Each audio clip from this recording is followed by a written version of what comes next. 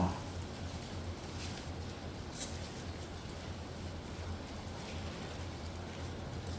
로마서 6장 1절에서 14절까지의 말씀, 신약성경 246면에 있습니다. 이 계시의 말씀을 봉독할 때 살아계신 하나님의 음성을 들으실 수 있기를 바랍니다.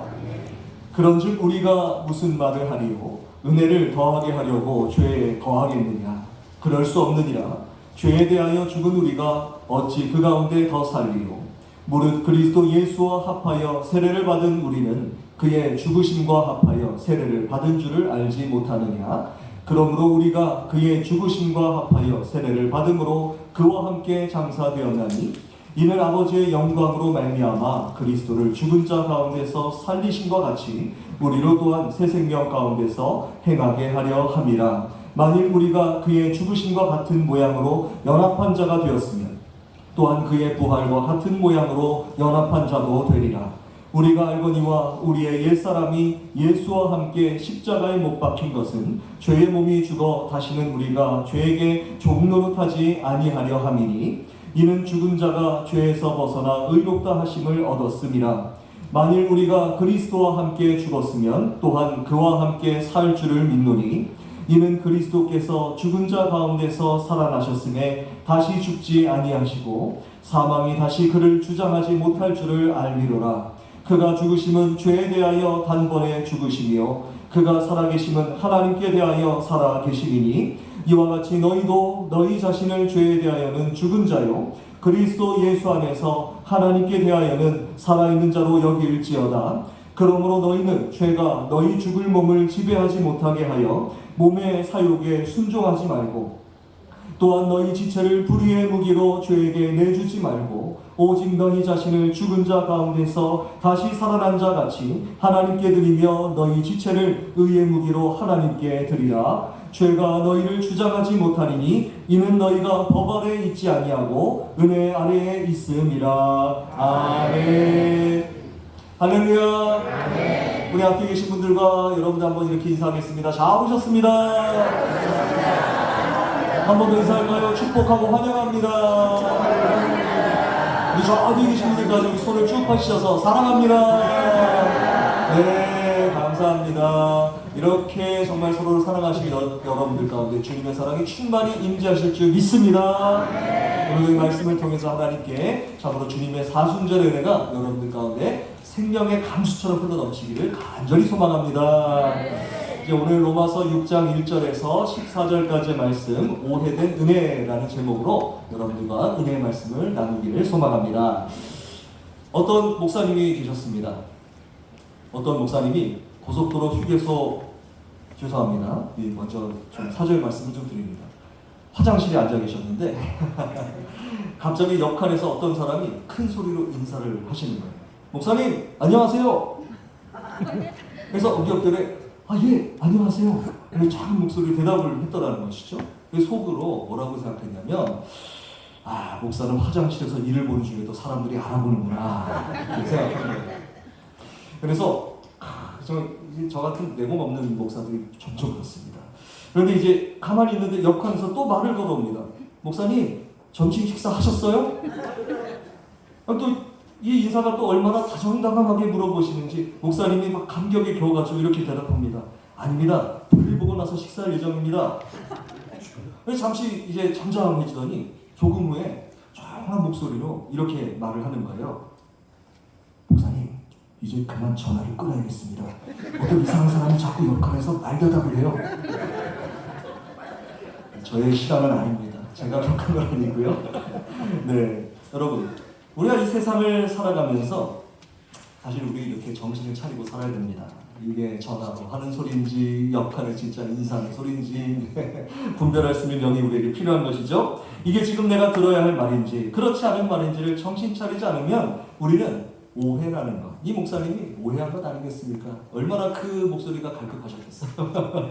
그래서 화장실 옆에서 나는 그 인사도 자기 하신 그 인사라고 생각하고 다정다감하게 받아주신 그 오해에 우리가 빠져서는 안 되겠다라는 그런 경각심의 예화를 잠시 들려드렸습니다. 자, 오늘 성경을 보면 이러한 오해 또 한 가지가 발생하고 있어요.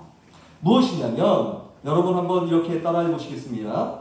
무한 리필로 오해된 은혜. 은혜는 은혜인데 이런 은혜가 있다는 거예요. 무한 리필로 오해된 은혜가 있다는 것이죠.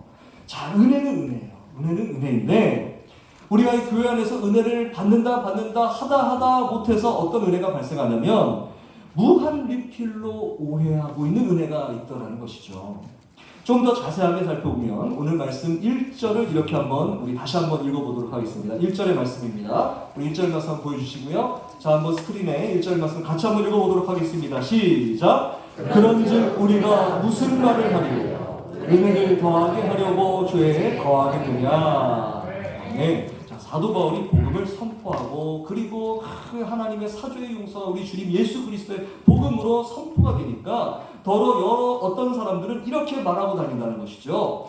아, 하나님이 모든 죄가 있는 사람들을 용서하시고 자녀 삼아 주신다고 하셨으니 우리는 계속해서 죄를 짓고 다녀도 되겠군요 라고 말을 했다는 거예요.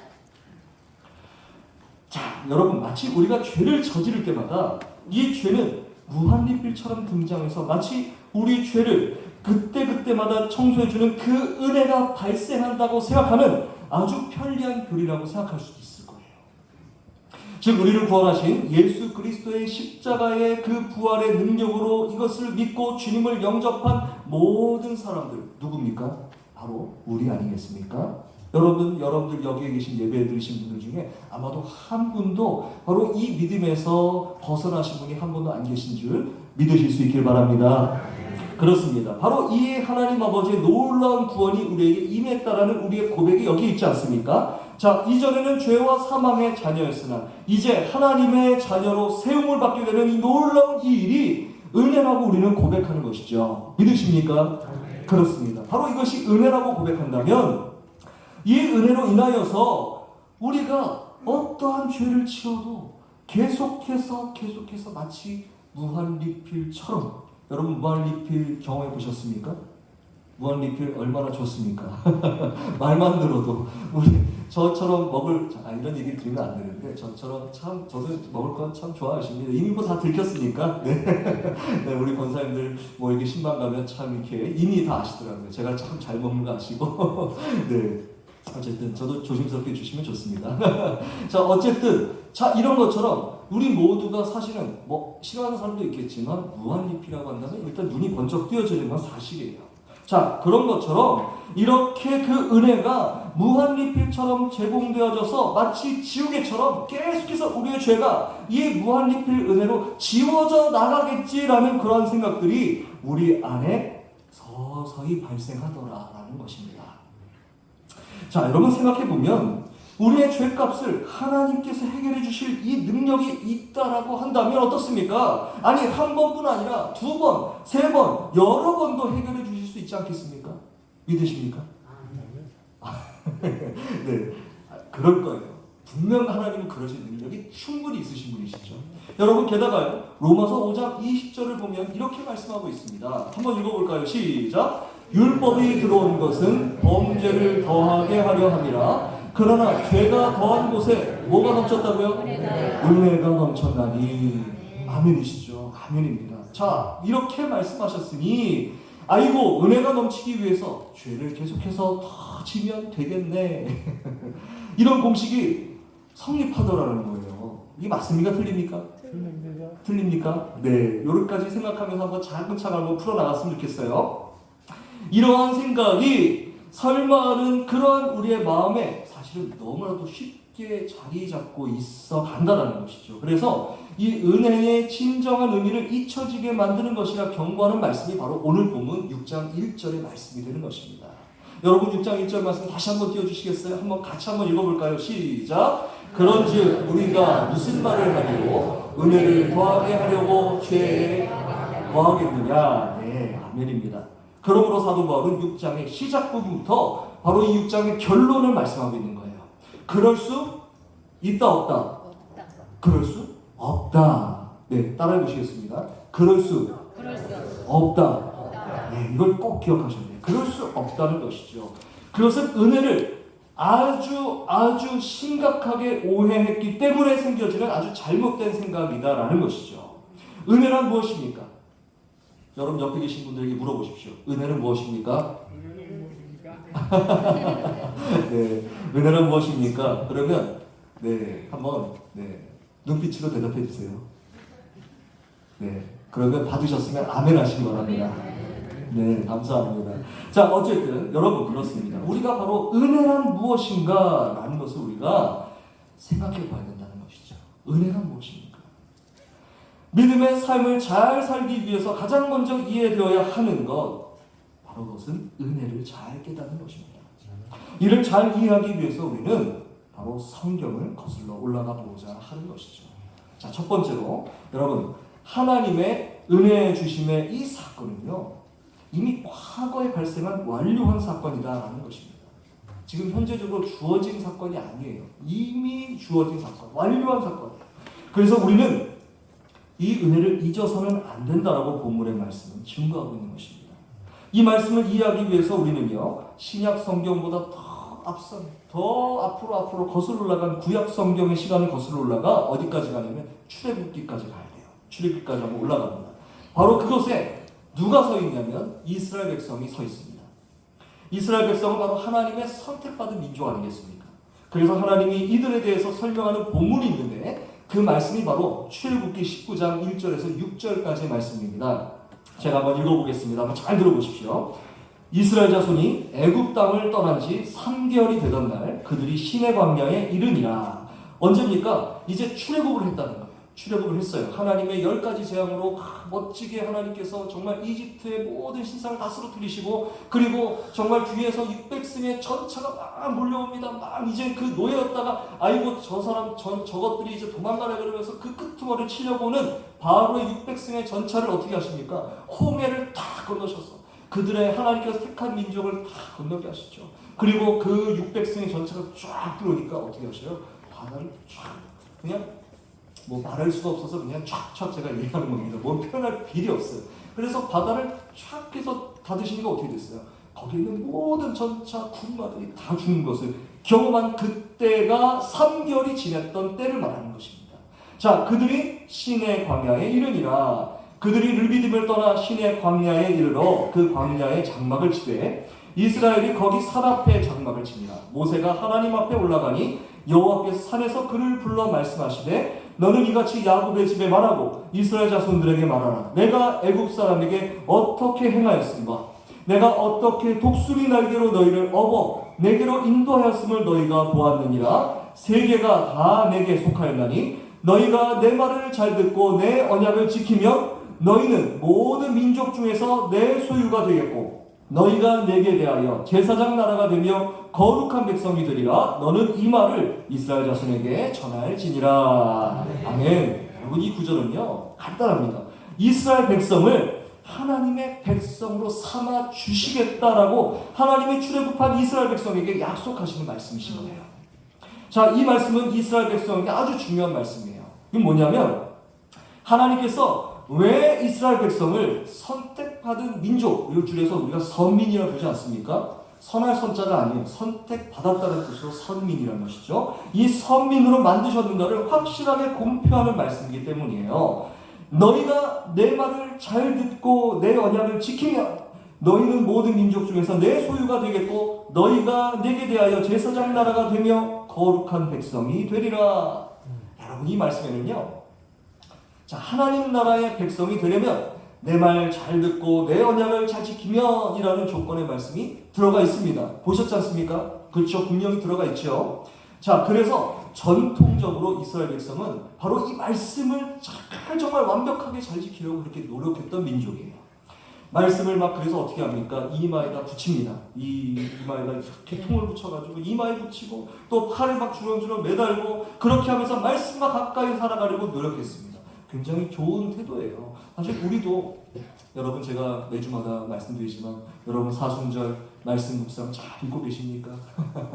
주보에 나와 있는 매일매일 성경 잘 읽고 계십니까? 여러분 이거 같이 성경을 읽자라는 것이죠. 여러분 이것은 우리가 이 하루에 하나님 시간의 11조를 우리가 꼭 정말 하나님께 드리겠습니다라는 고백으로 드려지는 것이기 때문에 여러분 말씀을 결코 읽는 거 포기하지 마셔야 돼요. 결코 말씀을 지나지 마시고 오늘 하루 정말 이 두세 장 그렇게 길지 않지 않습니까? 그래서 그것을 꼭 읽으시면서 사순절에 우리 예수님의 은혜, 예수님의 그 골고다의 은혜에 여러분들 한 발짝 한 발짝 가까이 나가시는 은혜의 백성들 다 되시기를 바랍니다. 여러분 그렇습니다. 그렇게 이 백성들도 그렇게 노력했어요. 아니 우리보다 더 심각한 노력을 했어요. 자, 그래서 그렇게 한 이유는 뭐냐? 그들이 읽은 말씀, 너희가 내 말을 잘 듣고 내 언약을 지키면 너희는 내 백성이 되리라 말씀하신 이 말씀을 조건절로, 즉 그들이 이를 잘 지키기만 하면 하나님의 백성이 되어지는구나 라고 그렇게 직접 그 의미를 그냥 말씀 그대로 이해했기 때문이에요. 그러니 그들의 율법에 대한 이 열심이 어떻습니까? 수세기를 거쳐가지고 수백 년, 수천 년이 지난 지금의 시대에도요 그렇게 열심을 내고 있는 건 아니겠습니까? 그러나 하나님께서는요 이 조건절에 앞서서, 사실 이 조건절에 매여 있으면 안 되는 것이죠. 이 조건절에 앞서서 이스라엘 백성에게 말씀하시는 그 말씀이 먼저 무엇인가 있는 것을 그들이 깨달아야 했어요. 내가 애굽 사람에게 어떻게 행하였음과, 아마 이 말씀이 그 다음이 있을 겁니다. 그렇죠. 내가 애굽 사람에게 어떻게 행하였음과 내가 어떻게 독수리 날개로 너희를 업어 내게로 인도하였음을 너희가 보았느니라. 이 말씀이 선행되어 있어요. 먼저 나오는 것이죠. 하나님의 백성이 되는 은혜는 조건이 아니다라는 말씀인 거예요. 하나님은요 결코 우리를 너희가 이거 했으니까 내가 내 백성으로 받아줄게 라고 말씀하시는 분이 아니십니다. 여러분 따라해 보시겠어요? 이미 다시 한번 해보겠습니다. 이미 여러분 이 단어가 너무 중요해요. 이미 너희는 되었다라는 것이죠. 하나님의 은혜는요 이미 우리에게 주어졌다라는 것입니다. 그래서 은혜의 다른 말이 뭡니까? 따라해 보실까요? 선물. 이것이 바로 선물로 우리에게 오신 줄 믿으실 수 있기를 바랍니다. 여러분 출애굽기 14장 4절 바로 지금 이제 띄워놓았지 않습니까? 자, 이미 너희는 되었다. 누구 때문에 되었다고 말씀하고 있습니까? 자, 첫 단어가 뭐죠? 29장 4절의 첫 단어 내가는 누굽니까? 하나님이죠. 하나님이 전적으로 백성 삼아주시는 은혜를 하나님께서 주셨다는 거예요.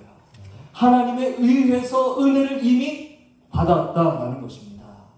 여러분 하나님에 의해서 이미 은혜를 받으신 여러분들께서 예배를 드리고 계신 줄 믿으실 수 있기를 바랍니다. 그렇습니다. 하나님께서 이미 이스라엘 백성들 대신 이집트와 전쟁하여 그들의 구원을 이미 이루어 주셨다는 것을 너희가 보았느니라. 즉 너희가 이미 목도한 이 일은 절대로 변할 수 없는, 그리고 완료되어진, 완전 뭔가 2% 부족한 그게 아니라 100% 완벽하게 이루어진 역사라는 것입니다. 여러분 이스라엘 백성은 480년 동안 애굽에 종살이를 했어요. 우리도 37년간 이 일제에 그 종살을 했지 않았습니까? 노예, 정말 처절한 생활 아니겠습니까? 480년을 종살을 했어요. 그리고 이제 전적인 하나님의 능력으로서 출애굽으로 나아갈 수 있었다는 것이죠. 이런 변화를 통해서 그들의 신분이 완전히 변화되어진 역사를 누구를 통해서 경험했습니까? 하나님을 통해서 경험했기 때문에 너희는 나의 백성이다 라는 것을 하나님께서는 선포하시고 계십니다. 시간적으로는요, 이전에 애굽의 종되었던 백성에서 출애굽한 백성으로, 또 공간적으로는요, 종으로서 살 수밖에 없었던 애굽에서 약속하신 젖과 꿀이 흐르는 땅 가나안으로 이전되었다는 것이며, 시간과 공간, 여러분 시간과 공간은 우리의 삶의 모든 것을 말하는 거예요. 이 모든 삶이 변화를 경험했다는 것이죠. 완전하게 바뀌었어요. 여러분 이렇게 급격하고도 완벽한 변화를 성경은 바로 이렇게 표현하고 있습니다. 따라해 보시겠습니다. 구원. 이것이 바로 구원입니다. 우리는 더 이상 애굽 땅의 종되었던 백성이 아닌 것이요. 우리는 더 이상 악한 영의 지배를 받는 그 악한 영, 사탄의 종된 그런 백성이 아니라는 것이죠. 예수 그리스도의 보혈로 인하여 우리는 하나님의 은혜를 만난 믿음의 백성 되신 줄 믿으실 수 있기를 바랍니다. 그렇습니다. 바로 우리는 구원받은 그런 존재라는 것입니다. 이스라엘의 목도한 변화는 이스라엘이 자체적으로 원할 수도 없고 구할 수도 없었습니다. 아니, 상상조차 할 수 없었던 그런 일이에요. 자신의 건설을 위해서도 아닌 애굽 땅 종되었던 민족 이스라엘을 위해서 이루어 주셨습니다. 누가요? 하나님께서. 이것이 그들이 경험했던 은혜라는 것이죠. 예전에 어떤 한 목사님의 예화가, 또 목사님 얘기인데요. 어떤 목사님의 예화가 생각이 났습니다. 어떤 설교를 하시는데 이 말씀을 주시더라고요. 이제 막 대학교를 졸업한 딱따구리새 한 마리가 있었습니다. 이 딱따구리새. 이 딱따구리새가 나무에 착 달라붙잖아요. 딱따구리새가 나무를 얼마나 저기 합니까? 자, 그래서 학교에서 이 전공 과목으로 나무를 쪼는 거 배운 거예요. 전공 과목이에요. 그래서 이 전공 과목을 잘 살려가지고 그동안 배운 대로 나무를 탁 쫓기 시작한 거예요. 딱 쐈어요. 목에 힘을 딱 주고 겨냥을 딱 해서 이 목의 각도와 또 이제 나무의 어떤 그 이제 그 연약한 부위 이런 부분들을 다 학교에서 배운 대로 다 보고 난 다음에 조준을 딱 하고 한번 딱 쐈어요. 그런데 신기하게 나무가 갑자기 쪽 하고 부분이 이게 떨어져 나간 거예요. 이게 되네? 그러고 두 번째 어떻게 합니까? 더 힘을 잘 조준해서 한번 또 탁 쏩니다. 그랬더니 어떻게 됩니까? 나무 조각이 전보다 조금 더 많이 튀었어요. 자, 이제 자신을 얻었습니다. 이 딱따구리가 세 번째로 목에 힘을 딱 주고 겨냥해서 탁 그 불을 쏘는데 마침 그 순간에 하늘에서 벼락이 떨어진 거예요. 꽝꽝 하고 벼락이 떨어지면서 그 나무를 다 때렸어요. 그러니까 깜짝 놀라서 나무에서 떨어진 딱따구리가 중간에 이 토막이 부러져가지고 쓰러진 큰 나무를 본 거예요. 뭐라고 생각했을까요? 네, 조용히 핸드폰을 착 끄시고, 네, 괜찮습니다. 천천히 하세요. 괜찮습니다. 네, 예화니까 괜찮아요. 네, 천천히 하시고요. 감사합니다. 여러분, 어떻게 됐을까요?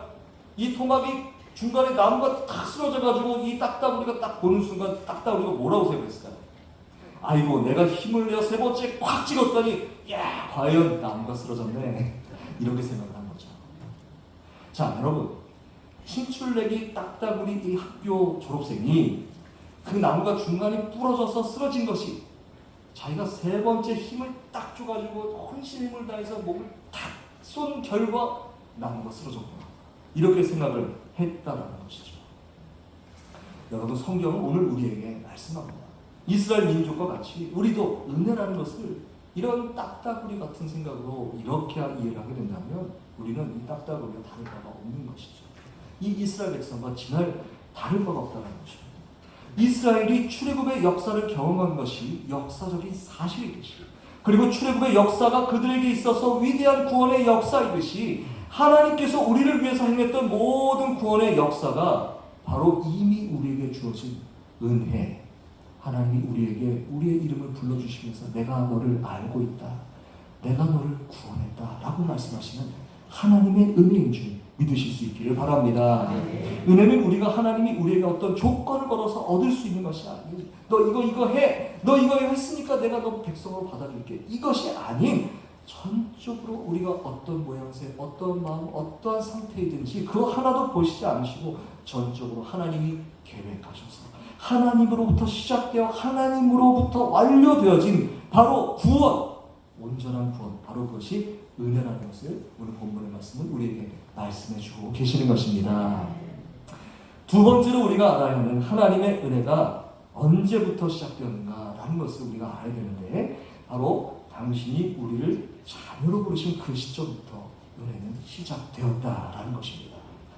이사야서 43장 한 곳을 더 보도록 하겠습니다. 1절부터 7절까지의 말씀인데요, 우리 같이 한번 읽어보도록 하겠습니다. 시작. 야곱아, 너를 창조하신 여호와께서 지금 말씀하시느니라. 이스라엘아, 너를 지으신 이가 말씀하시느니라. 너는 두려워하지 말라. 내가 너를 구속하였고 내가 너를 지명하여 불렀나니 너는 내 것이라. 내가 물 가운데로 지날 때에 내가 너와 함께 할 것이라. 강을 건널 때에 물이 너를 침몰하지 못할 것이며 내가 불 가운데로 지날 때에 타지도 아니할 것이요 불꽃이 너를 사르지도 못하리니 대저 나는 여호와 내 하나님이요 이스라엘의 거룩함이요 내 구원자이니라. 내가 애굽을 너의 속량물로 구스와 스바를 너를 대신하여 주었노라. 내가 내 눈에 보배롭고 존귀하며 내가 너를 사랑하였은즉 내가 내 대신 사람들을 내어주며 백성들이 내 생명을 대신하리니 두려워하지 말라. 내가 너와 함께하여 내 자손을 동쪽에서부터 오게 하며 서쪽에서부터 너를 모을 것이며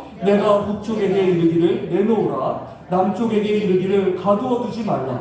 내 아들들을 먼 곳에서 이끌며 내 딸들을 땅끝에서 오게 하며 내 이름으로 불려지는 모든 자 곧 내가 내 영광을 위하여 창조한 자를 오게 하라. 그를 내가 지었고 그를 내가 만들었느니라. 아멘. 자, 잘 읽어보시니까 언제 한번 읽어보신 기억이 나시지 않습니까? 예, 언제 읽어봤죠? 예, 기억하시네요. 지난주 본문의 말씀이에요.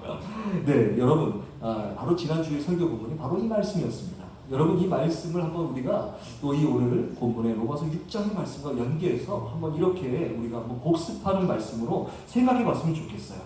출애굽기는요, 이스라엘 백성이 처음으로 조성되어질 때의 은혜를 설명하는 것입니다. 하나님의 백성이 처음으로 되었을 때의 그 하나님의 백성의 은혜를 기억하는 바로 그것이라고 한다면, 이 사야서는요, 이스라엘 나라와 민족이 이제 후반기에 접어들었어요. 그때에 아주 위태위태했습니다. 상황이 굉장히 위험했어요. 결국은 이스라엘 백성은 다 망하긴 하지만 바로 그 직전에 아주 위태로운 그 상황 때에 주시는 그 하나님의 은혜가 무엇인지에 대해서 설명하고 있는 것이죠. 방금 읽은 이사야서의 말씀에 있듯이 이스라엘 백성은 지금 아주 절체절명의 위기에 있습니다.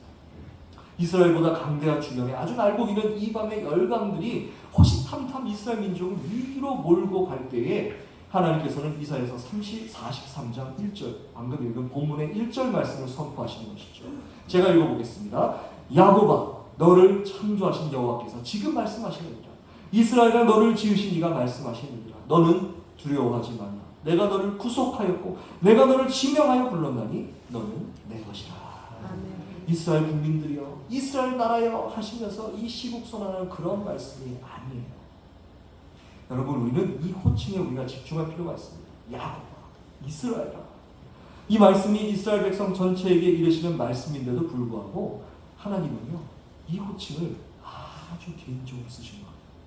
자신의 아들 한 명 한 명 부르시는 바로 그러한 호칭으로 야곱아, 이스라엘아. 지난주에 뭐라고 했습니까? 이 호칭이 뭐라고요? 야 이놈아, 야 이놈아, 그러면서 정신 차리라는 말씀을 주셨다고 말씀을 드렸지 않습니까? 바로 그런 것처럼 아주 우리 한 사람 한 사람을 부르는, 이스라엘 백성 한 명 한 명을 부르는 그 표현으로서 쓰신 표현이 야곱아, 이스라엘아 라고 말씀하시는 거예요. 이것이 하나님의 마음이에요. 하나님은 이스라엘 백성이 이방신에 취하여서 하나님을 배신하고 하나님을 마치 이방신처럼 취급하려고 할 때에도 그들이 성전과 그들의 온갖 이방의 잡신들을 모아넣어서 제사를 지내더라도 하나님은 그들에게 지금 계속 이렇게 말씀하시고 계신 거예요. 야곱아, 이스라엘아, 정신 차려라. 정신 차려라. 하나님이 이스라엘을 구속하시고 구원하시는 것이 하나님이 권능이 많아서 높임을 받으시려고 하시는 것이 아니셨다라는 것이에요. 하나님은 이스라엘을 진정 사랑하시는 하나님이시기 때문에, 하나님은 이들의 아버지가 되시겠다고 선포하신 하나님이시기 때문에 무너져가는 그 아들 이스라엘을 바라보실 때, 그때마저도 이스라엘이 이방신처럼 하나님을 치부할 때조차도 하나님은 그들을 한 사람의 인격, 한 사람의 그 이름 하나하나 아들로서 그들을 부르시고 계시다는 것입니다. 예전에 미국 테네시주의 한 작은 마을에 이 벤 후퍼라는 아주 볼품없는 아이가 태어났다고 합니다.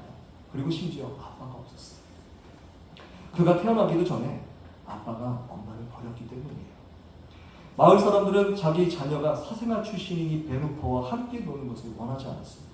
이 벤에게는 당연히 친구가 없었기 때문에 날마다 왕따를 당했어요. 그러다가 그가 12살이었습니다. 그래서 동네 교회에 새로운 목사님이 이렇게 부임해 오셨어요. 이 어린 벤은 목사님을 만나는 사람마다 이렇게 행복해하는 걸 보면서 한 번도 가본 적이 없었던 이 교회에 가보고 싶었던 거죠. 그래서 그는 예배 시간에 일부러 늦게 갔습니다. 처음에 가면 다 알아보니까. 예배가 딱 시작하고 좀 더 시간이 지났을 때 문을 꾹 열고 이렇게 슬쩍 들어서 가장 뒷자리에 앉은 거예요. 뒷자리에 앉아서 앉아있다가 말씀이 끝나고 축도 시간 되면 아무도 모르게, 사람들이 축도할 때는 가만히 있으니까 그때 문을 또 열고 나가는 거예요. 그렇게 몇 주가 지나갔어요. 그날도 이제 그렇게 교회에서 예배를 드리다가 목사님 설교에 막 감동을 받은 거죠. 그래가지고 축도전에 나가는 걸 깜빡 잊어버린 거예요. 그래가지고 예배가 끝난 다음에 아이고 이거 어떡하지? 사람들이 막 몰려서 나가니까 자기를 알아볼까봐 얼굴을 이렇게 가리면서 목사님이 악수하고 계시는데 그냥 그 틈에 끼어가지고 조용히 빠져나가고 하려고 하던 그 참에 목사님이 그 아이를 딱 보면서 이미 목사님을 알고 있던 거예요. 저 뒤에서 혼자서 예배드리고 있던 그 아이를 본 거예요. 맨날 늦게 와가지고 그 축도하기 바로 직전에 나가는 아이를 본 거예요.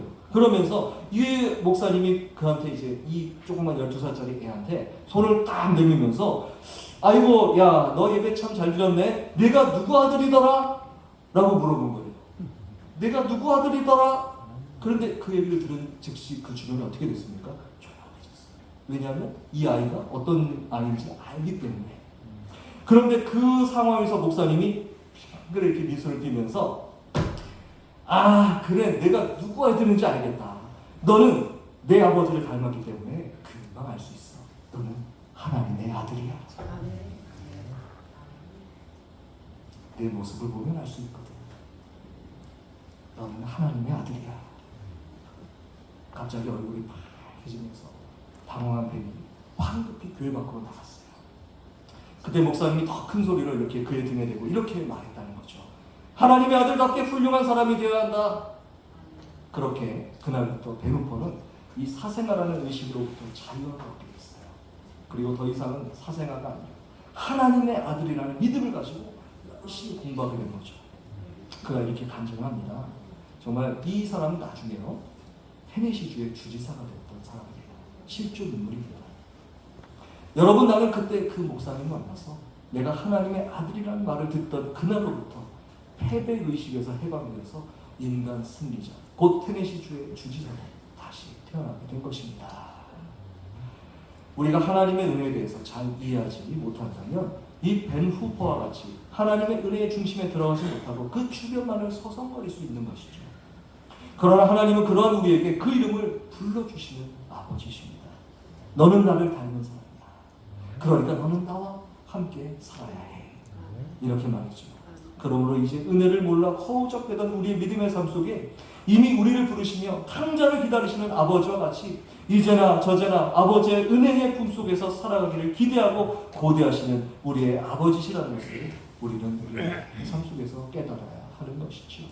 여러분 하나님께서 여러분의 삶 가운데 늘 임하시면서 너는 내 자녀야. 너는 내 아들이야. 너는 내 딸이야. 부르시는 하나님이신 줄 믿으실 수 있기를 바랍니다. 자, 우리 세 번째로 이제 마지막으로 하나님의 은혜는 바로 우리의 삶을 전적으로 소유하셨습니다. 우리의 삶이 하나님의 것이라는 것을 깨닫는 데서부터 시작된다는 것을 우리는 잘 알아야 한다는 것이죠. 우리 앞서 읽었던 출애굽기와 우리 두 번째 이사야서의 공통점이 무엇인지 아십니까? 이 두 말씀 모두 다 하나님께서 이스라엘을 소유하신다. 너는 내 것이라 이렇게 선포하고 계시다는 것이죠. 너는 내 소유라. 너는 내 것이다. 하나님의 은혜의 출처는 바로 여기서부터라는 거예요. 하나님께서 우리를 자녀 삼아주겠다. 내 소유를 삼겠다라고 하신 그 말씀부터 바로 은혜가 시작된다는 것입니다. 하나님은 그들이 잘 되었건 못 되었건 그들이 높은 데 있건 낮은 데 있건 그들이 어디서 무엇을 하든지 절대로 변하지 않는 바로 이 선포 가운데 있었다는 것을 이 한마디의 선포로 답하시는 것이죠. 한번 따라해볼까요? 너는 내 것이다. 여러분 언제나 여러분의 삶 속에서 이 응답이 이 대답이 여러분의 삶의 모든 해답이 되시는 것을 결코 놓치지 마시기를 바랍니다. 여러분 너는 내 것이다. 하나님은 이미 우리를 내 것이다 말씀하시는 하나님이시라는 것입니다. 여러분 하나님 우리는 하나님 거예요. 나는 하나님 것입니다. 이 고백은요 내 삶의 방향성을 이미 하나님께서 정하셨다는 말씀이에요. 여러분 오늘 본문은 이렇게 안타까운 하나님의 은혜를 어찌 죄를 더하기 위해서 무한 리필과 같이 사용하겠느냐라는 사도 바울의 아주 그 분노하는 분노로부터 시작되는 것이죠. 오늘 본문 로마서 6장 2절의 말씀 한번 볼까요? 우리 한번 읽어보도록 하겠습니다. 시작. 그럴 수 없느니라 죄에 대하여 죽은 우리가 어찌 그 가운데 더 살리요. 아멘. 이스라엘의 은혜와 우리의 은혜가 이렇게 연결되어지는 시점이 바로 세례라는 것입니다. 여러분 여러분 세례가 이제 여러분 이제 좀 있으면은 저 미리 또 광고를 드리면은 이제 저희들 이제 세례식을 우리가 그 언제 하기로 했죠? 종료주일에 종료주일에 세례식을 드리려고 합니다. 그래서 여러분 이제 세례를 우리가 이제 앞으로 진행하겠지만, 자 여러분 세례가 무엇입니까? 세례는 무엇입니까? 우리가 물 밑에 있는 거예요. 여러분 이제 여러분 대부분들 다 세례를 받으셨으니까 이제 아시겠지만, 여러분 우리는 세례를 받을 때 굉장히 중요한 믿음의 사실을 깨닫고 우리는 세례를 받아야 되는 것이죠. 세례를 받았으면요, 여러분 우리가 물 밑에 있다라는 것을 깨닫는 거예요. 물 위에 있지 않아요. 그래서 침례교는 왜 침례교입니까? 지금도 그 예전 2000년 전에 정말 그 세례 요한이 침례를 주던 바로 그 방식대로 사람의 몸이 완전히 물속에 들어갔다 나오는 거예요. 바로 그것이 침례라는 것이죠. 그걸 지키는 거예요. 자, 어쨌든 이건 방식의 문제지만 우리도 마찬가지입니다. 우리가 장로교에서는 물을 이제 묻혀서 이제 이렇게 머리 위로 올리게 되는데, 이것은 무엇을 의미하는 거예요? 물 아래에 있다는 것을 의미하는 거예요. 자, 여러분 물 위에 있지 않다는 것. 이건 뭐냐? 우리가 죽을 수밖에 없는 거예요. 우리는 이미 물 아래에 죽어 있는 거예요. 우리가 죄 가운데 있었다면 죽을 수밖에 없었던 우리의 몸과 영혼이 예수 그리스도의 보혈의 피를 믿고 주님으로 영접한 순간 우리는 바로 주님의 보혈로 깨끗해지는 것을 세례를 통해서 고백하는 것입니다. 여러분 이 고백으로 세례를 받으신 줄 믿으실 수 있기를 바랍니다.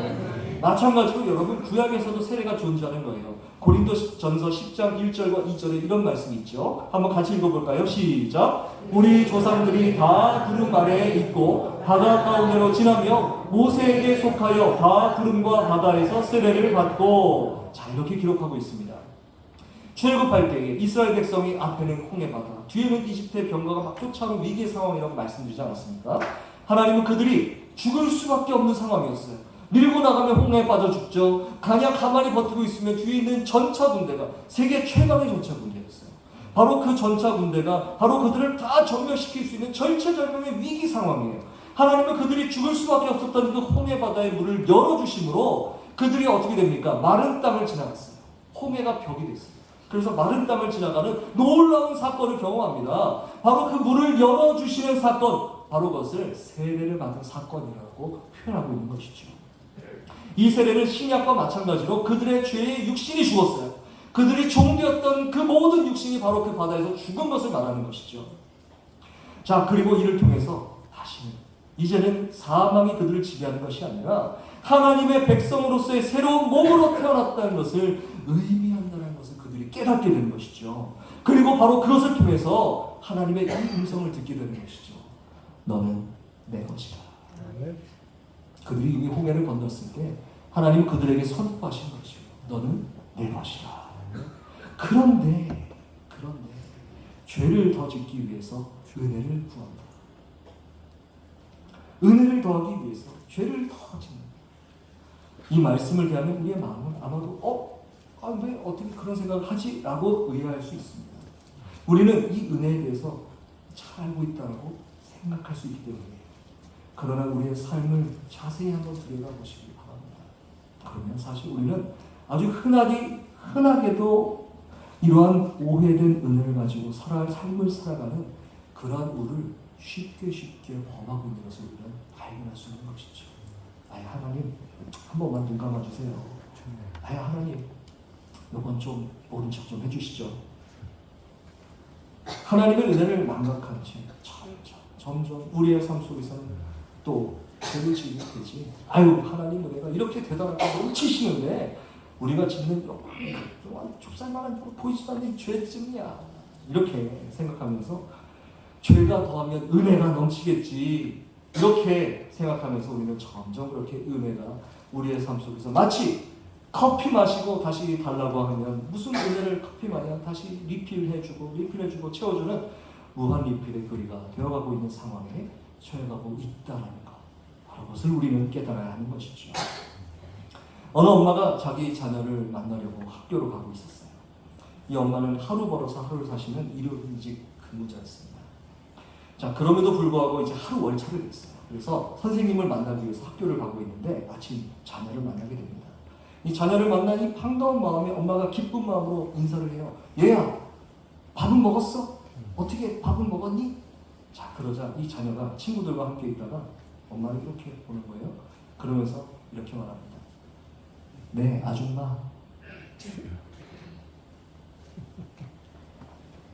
자, 여러분, 안타깝죠? 이 상황을 우리는 이해를 못하는 것이 아니에요. 그러나 이 사실을 알아야 되는 것이죠. 우리는 흔히 은혜를 얻기 위해서 가끔씩 이렇게 딴청을 부리는 것이죠. 이 자녀처럼 눈을 살짝 가리면서 네, 아줌마. 이렇게 가끔 죄를 향해 눈을 감습니다. 그런데 그것은 여러분 잘 아시지 않습니까? 핑계예요. 그것은 은혜를 잘 모르는 처사라는 것이죠. 하나님의 은혜를 전혀 알지 못하기 때문에 마치 유영식 엄마를 만나서 아줌마 안녕하세요 라고 인사하는 그 자녀 마냥 하나님의 은혜를 값싸게 내던져버리는 그러한 일밖에 되지 않는 것이죠. 여러분, 하나님은 어떠한 하나님이십니까? 하나님은 어떠한 하나님이십니까? 하나님은 이렇게 네 아줌마 하고 대답해버리는 자녀 마냥 그렇게 하나님의 은혜를 제대로 이해하지 못한 우리를 위해서 절대로 폭력을 행하시거나 포기해버리는 그런 하나님이 아니신 줄 믿으실 수 있기를 바랍니다. 우리의 하나님은요, 그러한 자녀와 같은 우리에게 그래 얘야 나중에 또 보자 이렇게 인사해 주시는 그런 현명한 엄마와도 같은 하나님이십니다. 실수하고 잘못하고 쓰러지고 그렇게 어쩔 수 없이 은혜를 또 갈구하더라도 그것이 값싼 은혜요 하나님의 영광을 가리우는 그러한 우리의 무지몽매한 자녀의 모습일지라도 하나님은 절대로 당신의 사랑을 거두지 않으시고 오히려 우리는 그러한 모든 우리의 죄까지도 다 덮어주시는 하나님 당신의 은혜 아래에 있게 하시는 우리의 영원한 아버지라는 것. 결코 여러분 그 아버지를 잊지 마시고 그 아버지와 함께 살아가실 수 있는 여러분들 모든 믿음의 삶이 되시기를 주님의 이름으로 축원합니다. 사랑하는 여러분, 사순절의 셋째 주일을 우리가 지내고 있어요. 우리에게 임하신 예수 그리스도의 십자가를 통한 하나님의 은혜는 정말 높고도 깊고도 넓은 은혜입니다. 도저히 우리가 가늠할 수 없는 우주보다도 더 크신 하나님의 은혜이신 것이죠. 은혜를 깊게 묵상하시는 이 사순절의 기도의 시간 되시기를 바랍니다. 우리 함께 이 하나님의 은혜라는 찬양을 함께 부르시면서 기도한 마음으로 한번 불러봤으면 좋겠습니다. 하나님의 은혜를 찬양을 한번 같이 불러보겠습니다.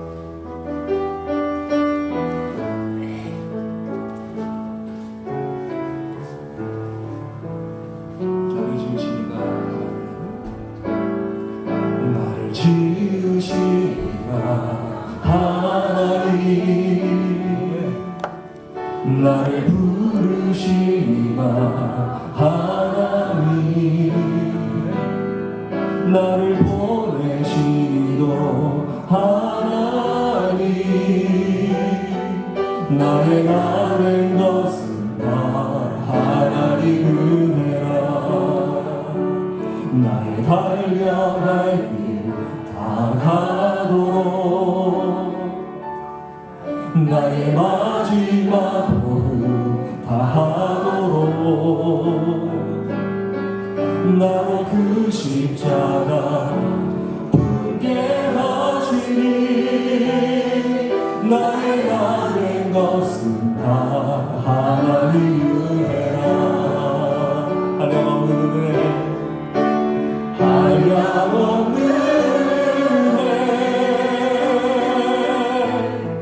갚을 길 없는 은혜,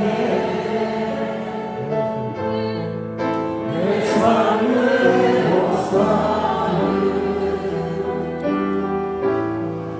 하나님의 은혜, 나 주저함 없이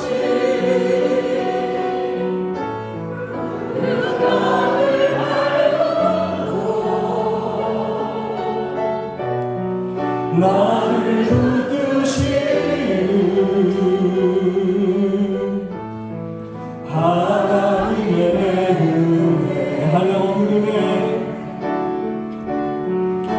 한량없는 은혜,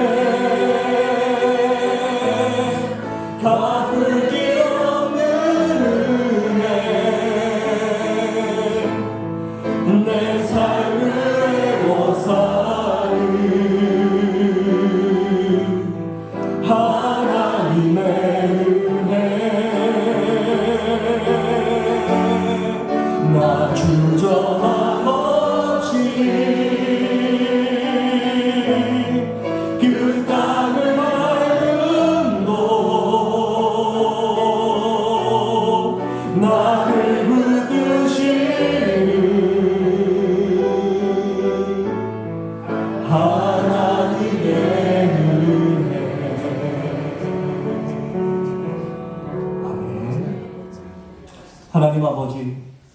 마치 일용직 엄마에게 자녀가 아줌마라고 부르듯이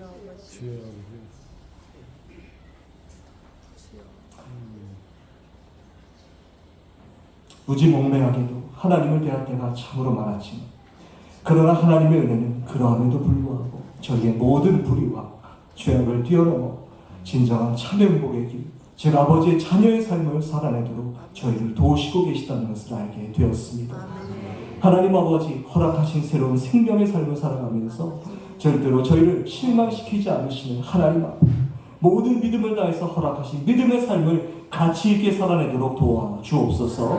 주님의 거룩하신 십자가의 길을 믿음의 삶 속에서 살아내게 하여 주옵소서. 주님의 저희를 향한 십자가의 희생의 삶을 본받아 살아가게 하여 주시옵소서. 예수 그리스도의 이름으로 기도드립니다. 아멘.